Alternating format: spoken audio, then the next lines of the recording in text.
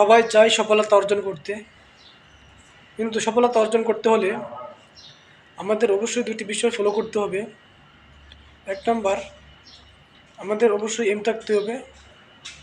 দুই নাম্বার, আমাদের কঠোর পরিশ্রম করতে হবে। কারণ এম থাকলেই সফলতা অর্জন করা যায় না যদি সে কঠোর পরিশ্রম না করতে পারে, এবং কঠোর পরিশ্রম করলেই শুধু সফলতা অর্জন করা যায় না যদি না তার এম থাকে। মানুষ বলে যে কঠোর পরিশ্রমই সফলতার চাবিকাঠি।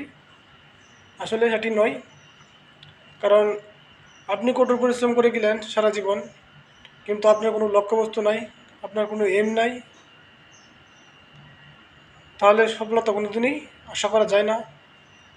এবং আপনার এম আছে বা লক্ষ্য আছে, কিন্তু আপনি কঠোর পরিশ্রম করতে পারেন না বা কঠোর পরিশ্রম করেন না, তাহলে কোনোদিন সফলতা আশা করা যায় না।